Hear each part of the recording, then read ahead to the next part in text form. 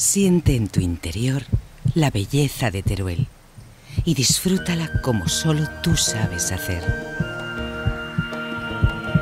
Ven y siente Teruel.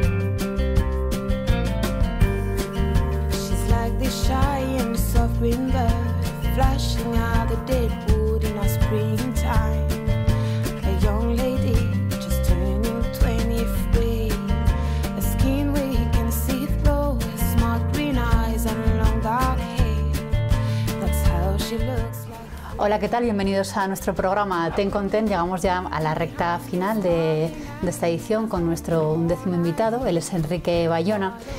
Es valenciano, pero lleva en nuestro territorio desde mediados de los 70 y se puede decir que es un turolense de pro, y así se lo ha ganado a lo largo de su trayectoria en diferentes organismos y en su empresa de la que dirigió tantos años, el grupo Arcoiris, y en la que ahora trabaja como principal asesor.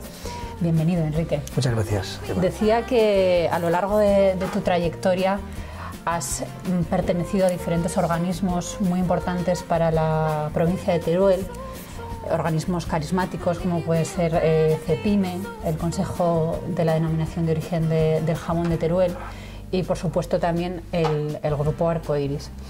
Y en esta cadena de programas hemos tenido diferentes personas con las que hemos hablado sobre la situación de nuestro territorio y cómo cada uno de ellos lo ve y qué perspectivas de futuro se pueden plantear. Cuando echas la vista atrás en todo este tiempo y ves qué cambios hemos experimentado, ¿qué opinión tienes? ¿Hemos mejorado? Porque a veces tenemos la sensación de que seguimos reivindicando siempre lo mismo. Yo personalmente creo que sí que hemos mejorado. Lo que pasa que yo nunca he pensado en todo mi trabajo que de fuera pudiéramos esperar grandes cosas. Por eso he centrado mi actuación profesional siempre en el desarrollo de valores intrínsecos de la provincia, buscando generar los valores añadidos, y esa es mi actuación y lo que llamaríamos desarrollar más la economía social dentro del territorio y vertebrarlo. No descubro nada cuando ya han estado otros estudiosos y han dicho pues, que el sector agroalimentario y el turismo son dos pies sobre los cuales tenemos que caminar fundamentalmente, y eso sigue siendo válido hoy por hoy. Lo que pasa es que dentro del sector agroalimentario hay mucho por hacer, mucho por descubrir, mucho por buscar valores añadidos, y dentro del turismo pues también hay mucho por hacer y mucho por desarrollar. Paralelamente a eso, pues seguimos esperando in eternum el que digan ponemos aquí no sé qué, cosa que los hechos demuestran pues que es muy difícil esos planteamientos de futuro. Nosotros, como digo, siempre hemos creído más en los valores endógenos, buscando todos los valores añadidos de esos valores endógenos, O sea que nosotros como organización, no solamente nuestros productores han sido criadores de cerdos y de conejos y de pollos y tal, sino que hemos buscado todos los valores industrializando, y ahí está nuestro crecimiento fundamental.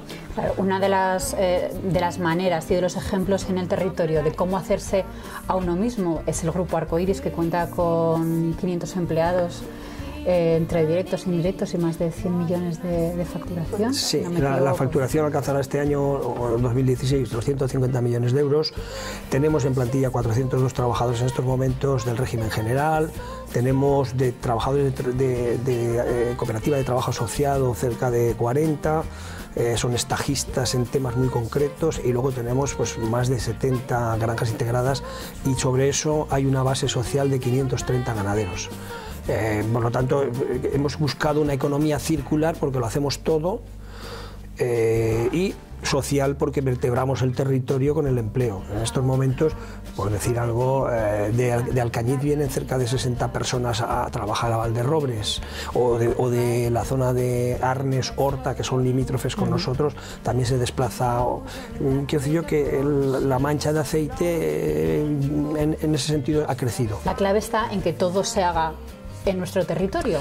Bueno, lo que argumentabas antes, ¿no? Efectivamente. Nosotros vendíamos los conejos fuera, los cerdos fuera. La fábrica de pienso ha sido el motor. La fábrica de pienso es, entre comillas, la madre del desarrollo. A partir de ahí, el viajar es fundamental en la pedagogía del cambio. Podemos estar horas explicando ante una pantalla, ante una reunión, pero lo que motiva el cambio ha sido viajar. Nosotros hemos viajado mucho desde UCO, desde la fábrica de pienso, para construir lo que hemos construido. Hemos visitado mataderos de conejos, hemos visitado centros de inseminación en el extranjero, hemos visitado secaderos de jamones a lo largo de la geografía española, y eso ha sido un motivo de cambio importante que ha acelerado los procesos. Por lo tanto, viajar es aconsejable. Conocer la competencia también. Y conocer otras personas en nuestra situación, qué es lo que hacen. Y bueno, a partir de ahí nosotros vendíamos todo fuera. Bueno, pues hemos tenido que aprender a sacrificar conejos, a sacrificar cerdos, a despiezarlos, a elaborar, a curar jamón, en fin.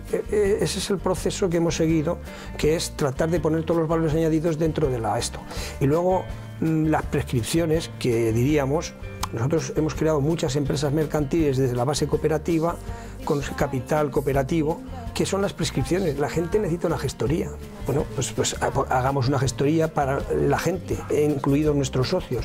O una gasolinera. O por ejemplo, toca seguros, o necesita compras, es decir, nosotros, o transporte, tenemos también una sociedad que es de transportes, es decir, que hemos hecho prescripciones que decían en un momento determinado, hemos intentado canalizar y crear empresas y empleo en base a las prescripciones que necesitan nuestra propia base ganadera y nuestros propios empleados, ¿no? El sector cárnico, que es uno de los principales de nuestro territorio y de la provincia de Teruel a nivel agroalimentario, como comentabas antes, goza de un importante valor añadido, pero podía crecer muchísimo más. Ahora, bueno, no es de ahora, pero ahora parece que se le quiere dar un nuevo impulso a la carne de cerdo denominación de origen, y en eso también estaríais muy implicados, ¿no? Efectivamente.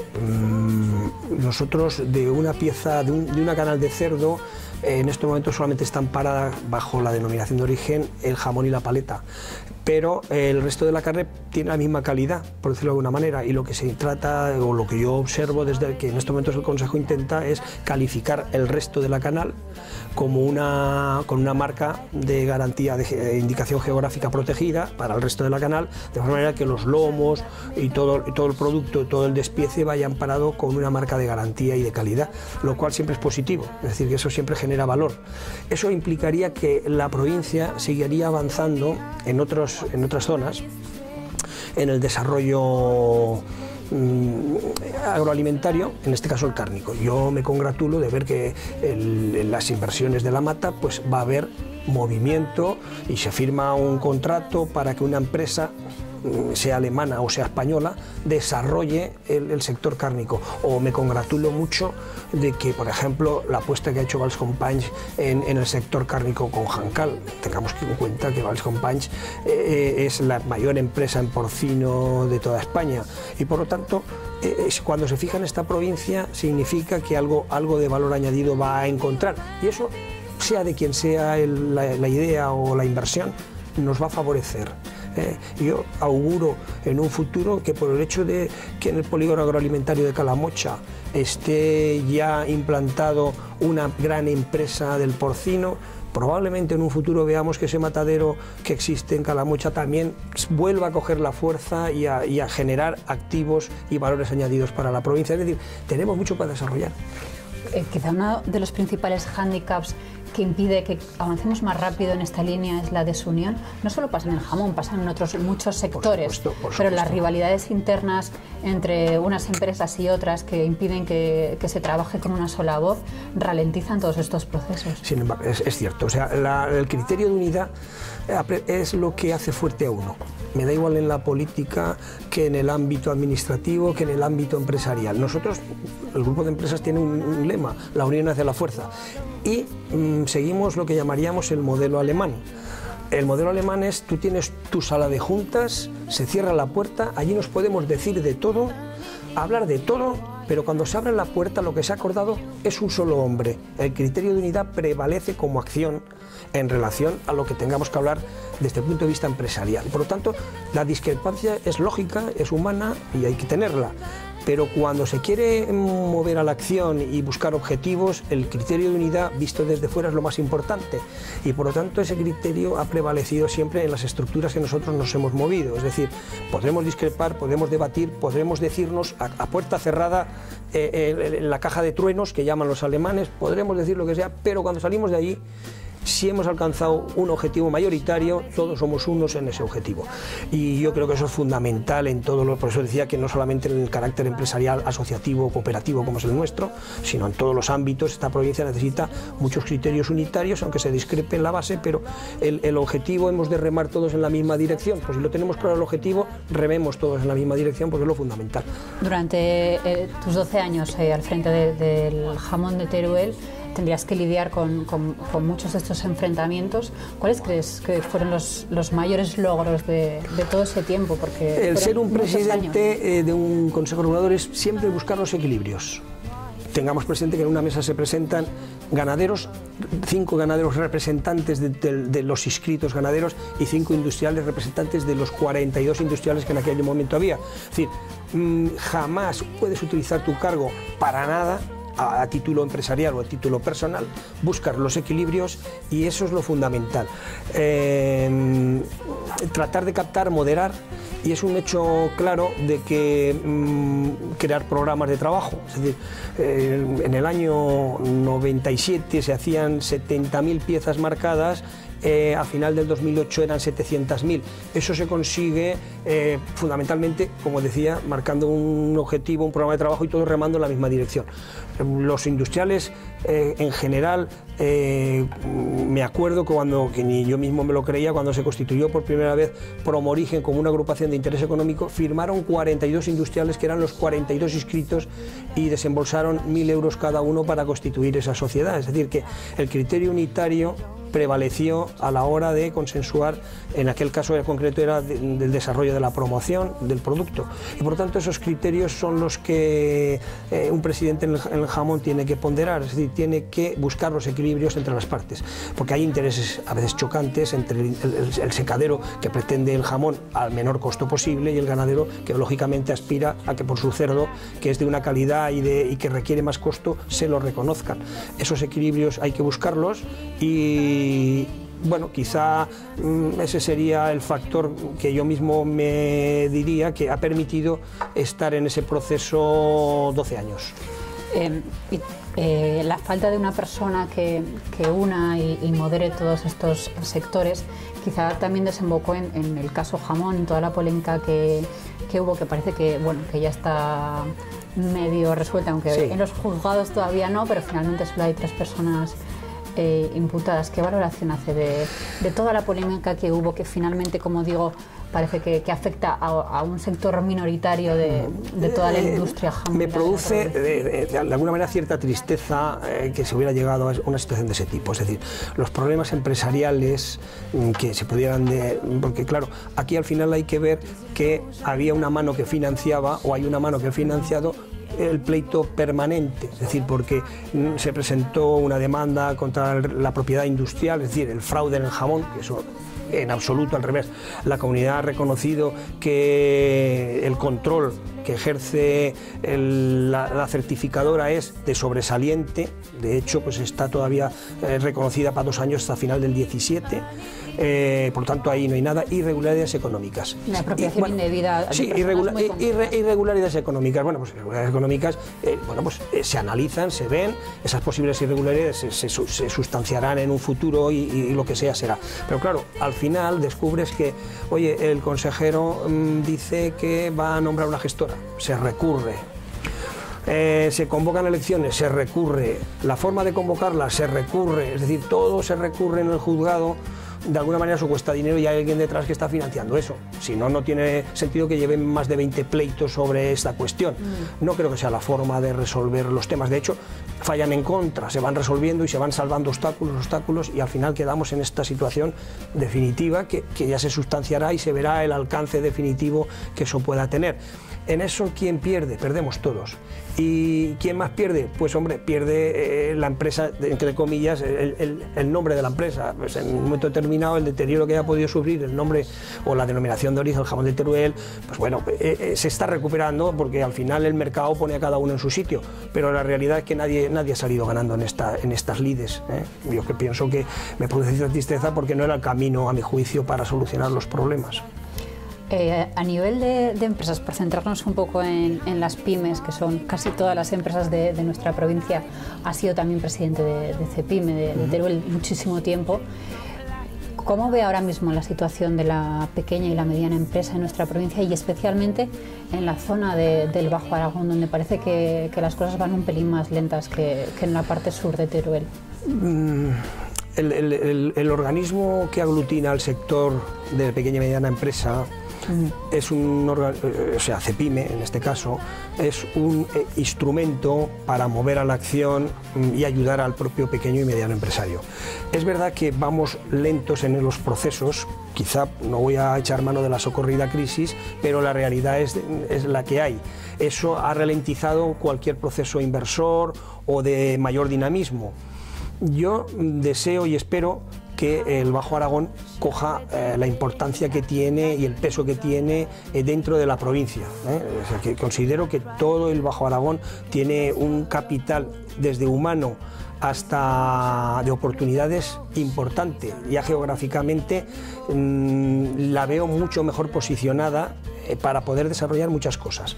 Por lo tanto, yo creo que en un futuro sí que se va a ver un relanzamiento en la pequeña y mediana empresa. Es verdad que la pequeña y mediana empresa es el sustento de la economía no solamente de Teruel, sino prácticamente de ámbito nacional, es decir, ni se deslocaliza, y en el peor de los casos cierra y muere con las botas puestas.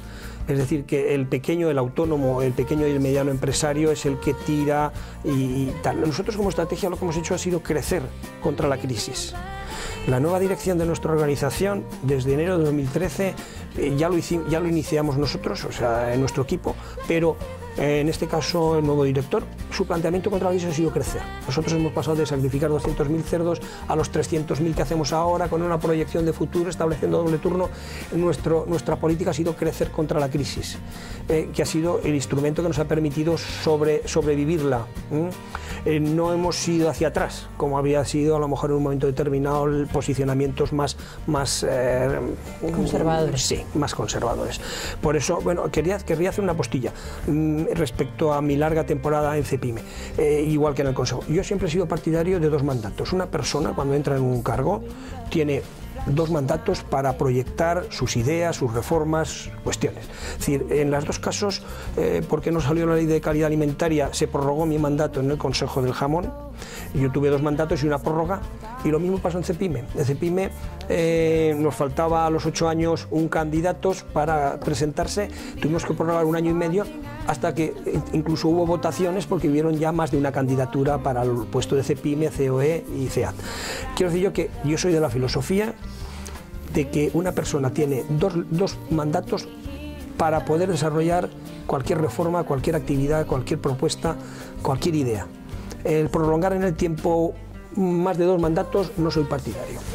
Es cierto que el presidente de una institución, como en este caso puede ser CEPIME, es un líder a nivel provincial carismático, cuyas palabras son referente en muchos ámbitos. Ahora mismo pues la patronal está reivindicando a favor de la despoblación, está pidiendo tener más voz en el reparto de fondos, como puede ser el Fondo de Inversiones de Teruel, la participación también en los planes de la minería, para coordinar un poco todas estas ayudas que vienen llegando a la provincia de Teruel, pero que no se sabe muy bien por qué no están surtiendo efecto en la empleabilidad y no están generando puestos de trabajo ni proyectos sólidos a largo plazo.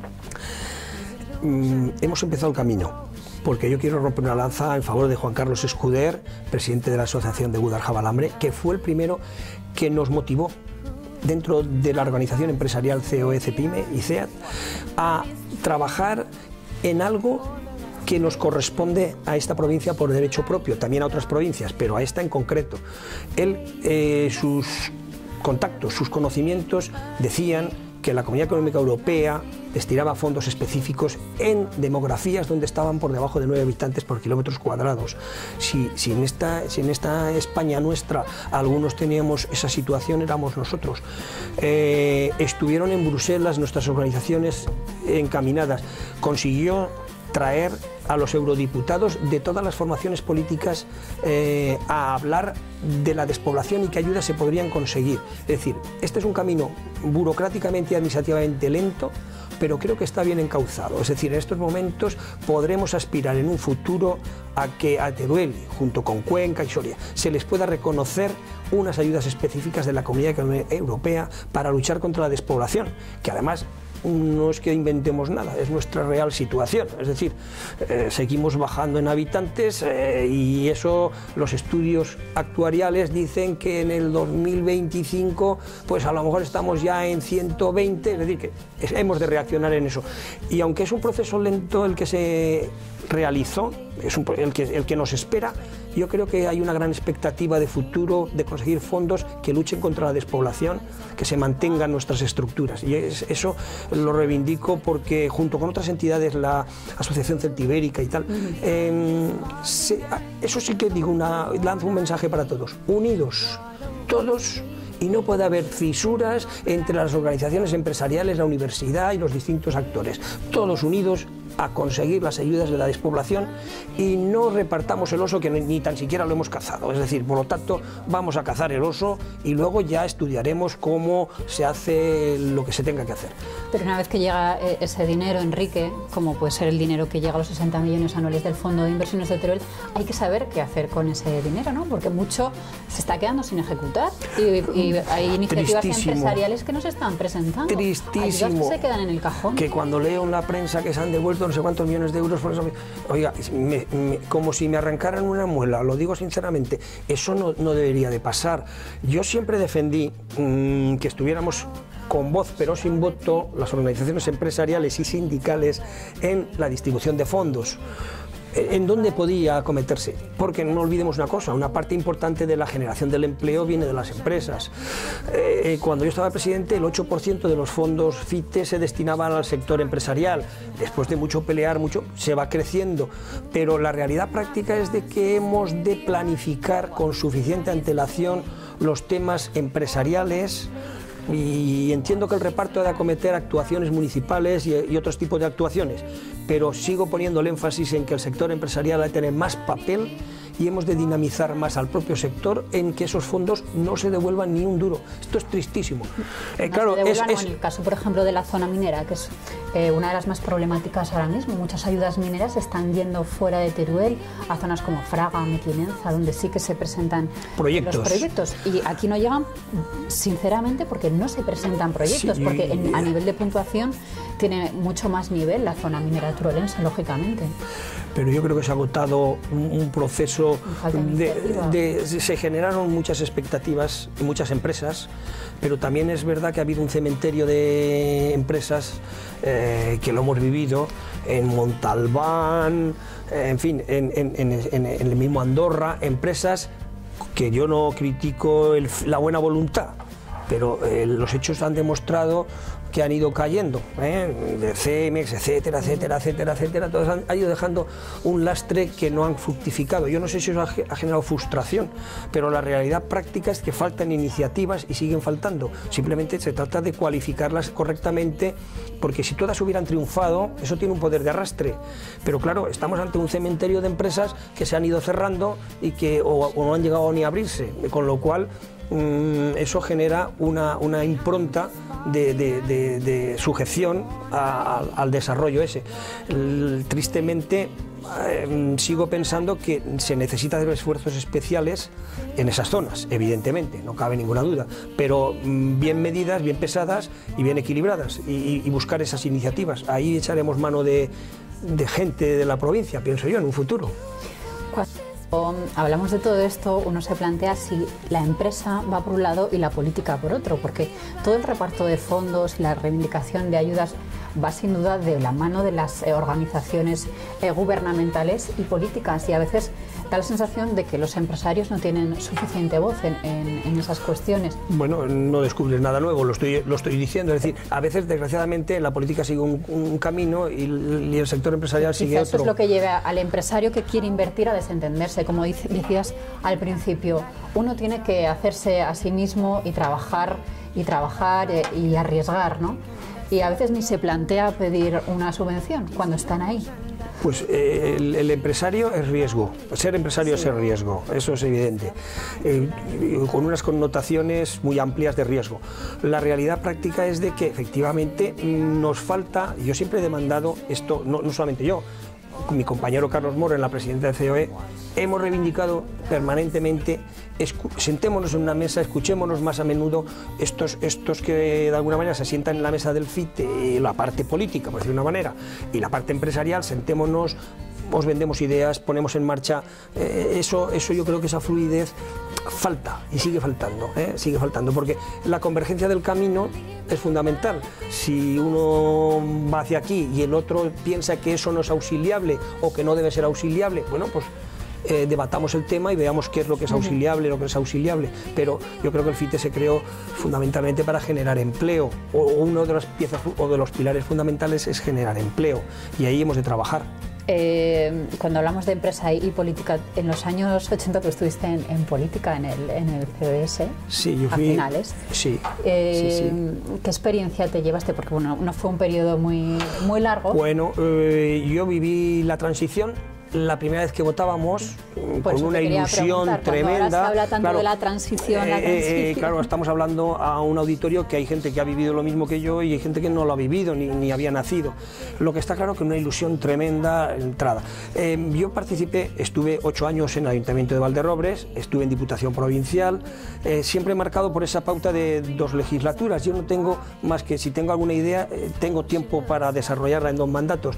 Estuve con el partido de Adolfo Suárez, efectivamente, y fui de los que cuando se terminó el partido pues cerré la luz y ya salí de la política. Yo he cumplido ya mi etapa participativa en política, viví unas experiencias extraordinarias de gratificantes, porque ayudas y a la vez porque recibes formación, tanto en la Diputación Provincial de Teruel con Isidoro Esteban, que estaba de presidente, o en los ayuntamientos, ¿no? Yo creo que la persona que tiene mucho que entregar debe dar el paso. La política es una entrega hacia los demás y eso te gratifica, tienes un feedback, das y recibes, y yo creo que eso es positivo, partiendo de la premisa, como digo, de que con 2 legislaturas uno tiene suficiente tiempo para hacer su impronta y dejar sus ideas. Si las consigue bien, y si no las consigue, pues lo ha intentado. ¿Cree que los valores por los que uno entra en política han cambiado? Porque lo que me estás contando ahora, creo que ahora en la actualidad no tiene mucho que ver de entrar en política por esa percepción que tengo yo, creo que la tiene mucha gente. El político se convierte de profesión político, y con lo cual ya dice, no, es que lleva 24 años en la política. Dice, es bueno o malo, no quiero entrar en juicios de valor, pero mi filosofía la tengo clara. Es decir, no quiero hacer juicios de valor sobre eso, pero que la gente desde fuera dice, bueno, es que han hecho de la política una profesión, efectivamente, este no se va de aquí ni con agua hirviendo. Bueno, pues efectivamente, yo tengo otra concepción de la política. Cuando se habla tanto de la transición, de los valores de la transición que habría que traer a la época actual? ¿Cree que la visión que se desarrolla es real? ¿Haría falta recuperar valores de entonces? Yo creo que... Es un poco utópico lo que se creó en una utopía de aquellos años. Si se marcaran líneas, cauces, es decir, esto que hablamos de que en la política el presidente no puede estar más de 2 legislaturas, o en economía social el que más gana no puede ganar más de 6 veces del que menos gana. Claro, sería como decir que el director de un banco que gana 300.000 euros al mes ganaría 300 veces más que el que menos gana, que gana 1.000, ¿no? Si marcáramos pautas de ese estilo, hablo de empleados. El empresario que arriesga, que gane lo que tenga que ganar y que gane mucho y tal. Pero hablo del empleo. Claro, si el que más gana 500 veces más que el que menos gana como empleado, pues bueno, habrá que marcar algunas pautas es decir, hacia ahí me dirijo, sentidos de criterio y de responsabilidad de economía social. Es decir, claro, con un sueldo de 500.000 euros, yo puedo tener 500 empleados de 1.000, ¿no? Busquemos el equilibrio. Y a la hora de dialogar y llegar a acuerdos, que por ejemplo ahora estamos viendo, está de plena actualidad, la falta de voluntad para sacar adelante los presupuestos. Son incapaces de sentarse en una mesa con proyectos comunes y acordar. Es triste, pero bueno, yo soy un hombre del diálogo. Cuando nos presentábamos con Adolfo Suárez, el diálogo era el estandarte, la capacidad del diálogo. Entonces, el diálogo es fundamental, la discrepancia es básica, pero al final, cuando se gobierna, uno tiene que saber dónde está y sus improntas. Yo intento que al final ha de haber unos acuerdos básicos para poder funcionar, porque eso va en detrimento de toda la sociedad, de toda la economía y de toda la sociedad. Haya votado o no haya votado, o haya votado a quien haya votado.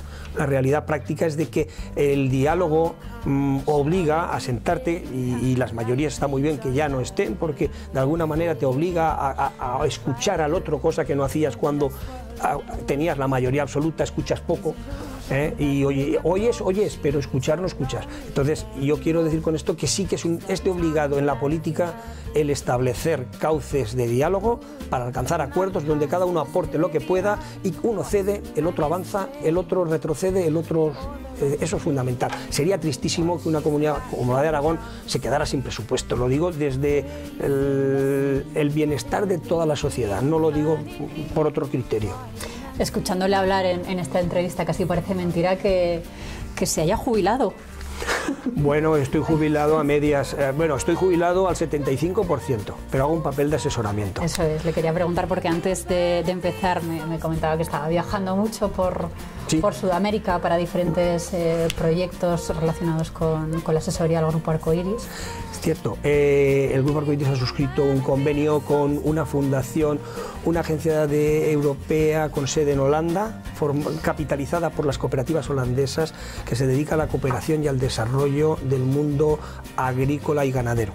Eso nos lleva a recibir misiones de Perú, de Bolivia, de Nicaragua, tal, y a la recíproca, como experto, salgo a 10 días a un país y colaboro con misiones concretas de Agriterra, que es la fundación concreta holandesa que tiene suscrito el convenio con Arcoiris, donde colaboramos con determinadas cooperativas. La de Nicaragua en Jinotega y en Matagalpa pues era sobre el café y una planta de abono orgánico que había que potenciar. Creábamos las líneas maestras, los puntos de equilibrio, los costos, los cuadrantes para que ellos pudieran rápidamente modificar los ingredientes y poder calcular. Y espero y deseo que ahora en marzo, que se cumple el plazo que nos hemos dado, conocer que eso ha dado resultado. Y hace nada, el domingo llegué por la noche de Bolivia, del valle del departamento de Beni, para una federación de ganaderos del Beni, que mueve 2 millones de cabezas de cebús. Allí es el cebú, todos llevan jiba, los terneros todos llevan una jiba y te llama la atención. Y entonces es una federación potentísima, con unos conceptos distintos a los que tenemos aquí. La federación es recaudadora de los impuestos, lo que llaman el RUA, el Registro Unificado Agrario, y el IPA, el Impuesto de Propiedad Agrícola, hacen el papel recaudador ante el gobierno. se quedan un 8% de comisión por el trabajo de recaudar y el resto se lo entregan al gobierno. Y todo el movimiento de ganado, curiosamente, cuando sale de un departamento a otro, lo recauda también la federación. Entonces tratas de buscar puntos de entronque que no dependan exclusivamente de una decisión del gobierno, pues si mañana el gobierno decide que los impuestos los recauda él, se quedan sin recursos, y hemos establecido un programa de acción muy interesante para poder avanzar. Todos estos viajes siguen siendo experiencias de vida importantes, ¿no? Muy importantes. Descubres cosas inexplicables. En Jinotega, 8.000 habitantes, no hay nombres en las calles ni números en las casas. Hay que hacerle un monumento al repartidor de cartas. Todo va por cuadras, 2 cuadras y media del hospital, 1 cuadra y media de la gasolinera. Descubres un mundo que te resulta incomprensible, es decir, pero vamos, he de decir que la gente cariñosa con los españoles, con en general un trato extraordinario tanto en Bolivia como en Nicaragua, y francamente no encontré nada que me hiciera percibir falta de seguridad. O sea, me encontré muy a gusto en estos 2 países por el cariño de la gente. ¿Y cuando no viaja, qué hace? Bueno, pues hago encomiendas de gestión de la gerencia y del presidente de Arcoiris. Pues la campaña del cereal que hemos terminado, hemos traído pues 150 toneladas de simiente para repartir a nuestros socios que superviso, o por ejemplo en un momento determinado estudio legislación para acogernos a determinadas ayudas en un momento determinado, o hago seguimientos. También descansará. Sí, por supuesto. Como jubilado. Más que nunca. Más que nunca. Y tiempo a la familia, imagino. Sí. Tengo ya 3 nietos. Claro. Espero el 4.º nieto. Y lo que se espera de una persona que ya... Sí. Lo ejercitamos. La maleta, Mari Carmen, que es mi mujer, me dice, la maleta siempre está hecha. Prepárate, que esta semana que viene nos vamos a Valencia con tu hija, y la semana que viene nos vamos... O sea, efectivamente, la dedicación, hay que compensar a la familia el tiempo que no le hemos podido dedicar como padres muchas veces. Y por lo tanto, como abuelos, quiero compensarles todo lo que pueda, el tiempo que no les dediqué. Y por lo tanto sí que es una reflexión que me he hecho. Hay que dedicarles todo el tiempo, aunque sea a través de los nietos o a través de reuniones familiares.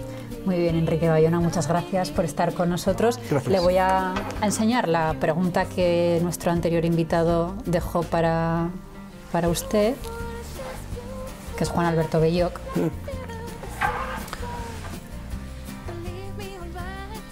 La pregunta, y lo digo en broma, es ¿cuánto tiempo van a tardar los árboles en tapar la fábrica? Ya sabes que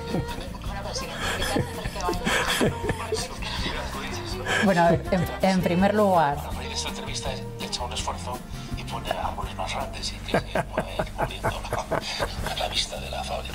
Da mucho trabajo a mucha gente y eso es muy importante, pero que también es verdad que en términos paisajísticos pues no es lo mejor para que probablemente más bonito de España. Cuéntenos, Bueno, ¿qué pues está hablando? La primera vez que nos encontramos con Juan Alberto Belloc me hizo esa reflexión y automáticamente pusimos en marcha el impacto visual. El impacto, claro, la fábrica de Valderobres. La fábrica Valderobres, la zona del castillo, la zona alta, tiene una panorámica extensísima sobre el territorio. Claro, la fábrica es una fábrica, tiene silos, tiene torres de fabricación y tal. Entonces me hizo la reflexión y efectivamente automáticamente nos pusimos en marcha. Es un tema que habíamos descuidado, es decir, nos dedicamos a lo nuestro y no piensas eso. Bien, pues pusimos árboles de crecimiento rápido como chopos, que tienen la desventaja que crecen rápido y alto, pero pierden la hoja en invierno. Y pusimos también pinos de crecimiento lento y tal. Pero vamos, estoy seguro que esos árboles hay que ser una virtud, ser paciente. Los árboles crecen, entonces un poco de paciencia, Juan Alberto. Verás allí como al final esos pinos serán enormes y los chopos también, y por lo tanto el impacto visual, que ahora va a medias corregido, será corregido definitivamente. En cualquier caso, si eso no sucediera, tomaríamos las medidas para que se pudiera hacer. Yo soy partidario también de dar el ambiente, porque la comarca del Matarraña se lo merece todo desde el punto de vista de patrimonio, y visualmente hay que mejorarlo. Muy bien. Siguiente invitado en esta cadena es Salvador Arenere. Buen amigo. amigo. Y bueno, a ver, le tiene que plantear una pregunta. Salvador, tú has demostrado ser un hombre de unas relaciones nacionales e internacionales empresariales de más de 10, por decirlo claro y pronto. Eres un hombre que es capaz de aglutinar capitales y dirigirlos y hacer empresa. desde tu perspectiva y desde tus contactos, te lanzo la siguiente pregunta. ¿Qué posibilidades tenemos en Teruel de que por una vez desde fuera se nos vea como un territorio de inversión y que eso redunde en evitar la despoblación? Gracias, Salvador. Bueno, ya lo han visto, Enrique Bayona, toda una trayectoria vinculada sobre todo al mundo de la empresa y a la lucha por el desarrollo económico de nuestro territorio y del Bajo Aragón. Algunos consejos interesantes y muy importantes ha dado que espero que les sirvan, y ojalá también sus perspectivas y deseos de futuro contribuyan a generar ideas que nos unan a todos en luchar por el desarrollo de nuestro territorio.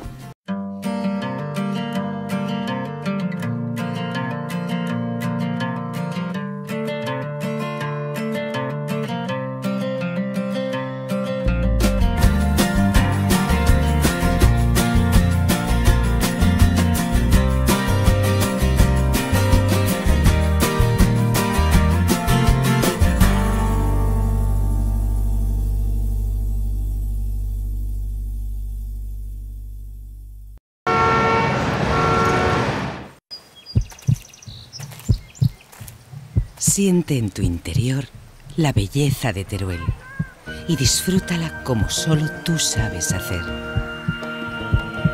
Ven y siente Teruel.